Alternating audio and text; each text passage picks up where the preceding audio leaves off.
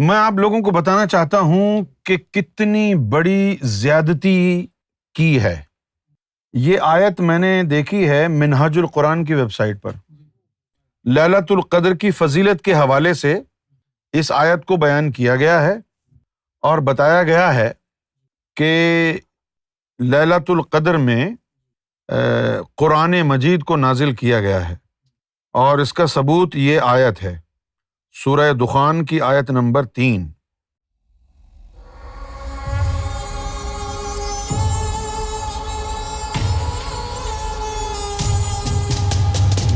جو بھی حروف مقطعات ہوتے ہیں، حروف مقطعات کے بعد جو اگلی سطور ہیں، جو اگلی لائنز ہیں، ان میں ان حروف مقطعات کی تشریح اور ان کی بابت بیان ہوتا ہے۔ تو اب یہاں لکھا ہے، سب سے پہلے لکھا ہے حامیم والکتاب المبین انا انزلنہ فی لیلۃ مبارکہ۔ اب یہاں سے انہوں نے کہہ دیا کہ لیلۃ القدر میں قرآن مجید نازل ہوا ہے، لیکن یہ حامیم کے نزول کی طرف اشارہ ہے، قرآن مجید کی طرف اشارہ نہیں ہے۔ حامیم، ہا سے ہے حجر، میم سے ہے مہدی۔ حامیم والکتاب المبین، یہ جو ہا اور میم ہیں، یہ ایک ایسا فرض ہے تمہارے اوپر، مبین، جو تمہیں منور کر دے گا۔ جیسا کہ میں نے کل بھی آپ کو بتایا کہ کتاب سے مراد ہمیشہ کتاب نہیں ہوتا، کتاب سے مراد تحریر بھی ہوتی ہے۔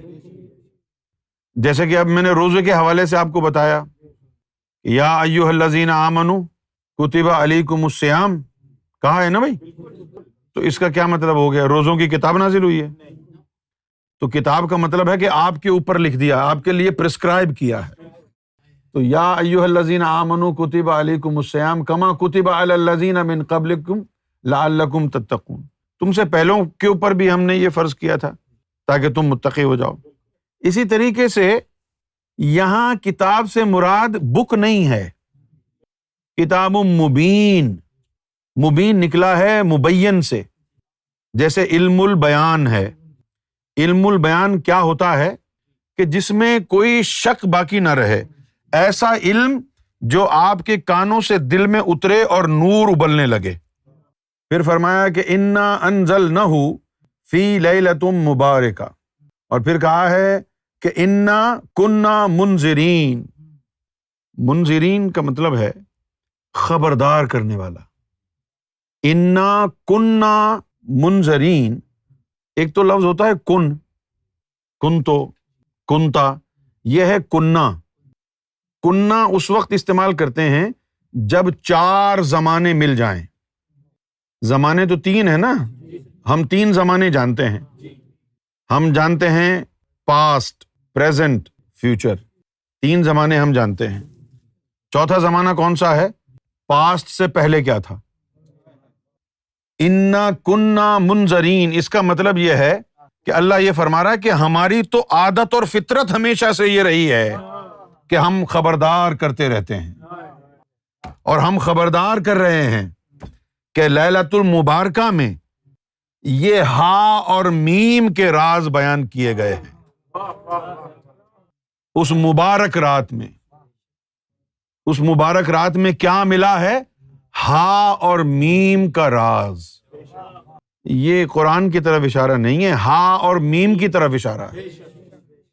انا کننا منذرین، اللہ فرماتا ہے ہماری ہمیشہ سے یہ عادت رہی ہے کہ ہم خبردار کر دیتے ہیں، اب خبردار کر رہے ہیں کہ وہ مبارک رات ہے۔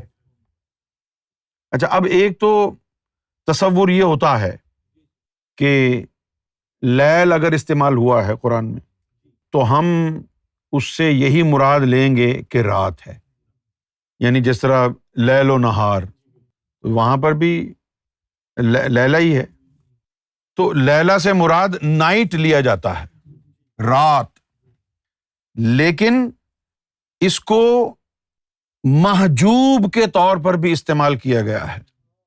تو جب اگر محجوب کا مطلب ہے حجابوں میں، کوئی چیز حجاب میں ہو تو ہم کہیں گے یہ محجوب ہے۔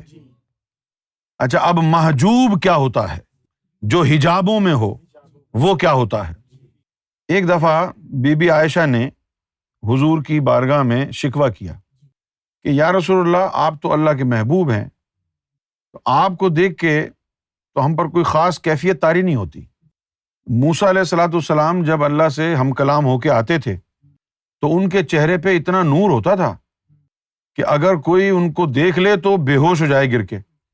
لہٰذا جب وہ کوہ طور سے واپس آتے تھے تو اپنے چہرے پر نقاب ڈال کے رکھتے تھے کہ لوگوں میں تاب نہیں ہے دیکھنے کی، اور ہم تو بغیر نقاب ہی آپ کو دیکھتے ہیں، ہمیں تو کچھ ہوتا نہیں ہے۔ تو اچانک اس گفتگو کے دوران ہی حضور کے چہرہ مبارک سے کوئی نور کی شعاع نکلی اور وہ بی بی عائشہ پر گری اور وہ بے ہوش ہو گئی۔ تو آپ نے جو ہے پھر ہاتھ پکڑا ان کا، اور وہ جو نور زیادہ چلا گیا تھا اس کو دوبارہ کھینچ لیا تو وہ ہوش میں آ گئیں۔ تو پوچھا کہ کیا ہوا تھا؟ تو انہوں نے کہا کہ جب میں یہ کہہ رہی تھی تو نور کی شعاع نکلی اور میں بے ہوش۔ تو فرمایا کہ اللہ نے ہمارے اوپر 70,000 حجابات حسن پر ہمارے ڈال رکھے ہیں، 70,000 حجاب ہمارے حسن پہ ڈال رکھے ہیں، ایک حجاب ہٹایا تھا۔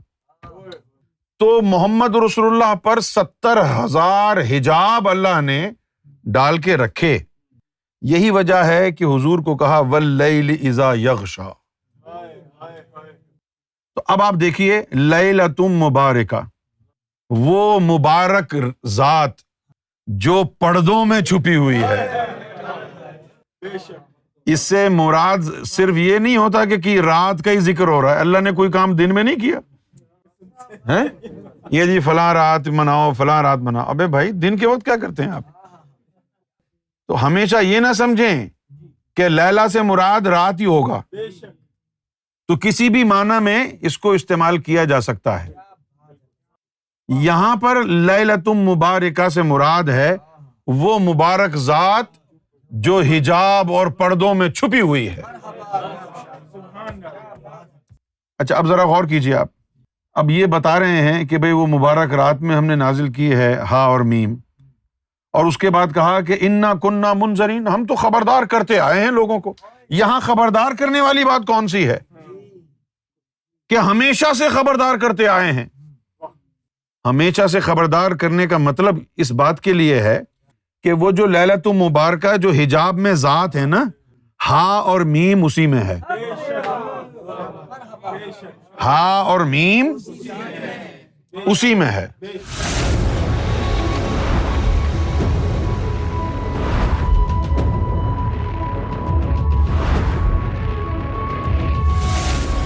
Amra TV, the place to connect with God.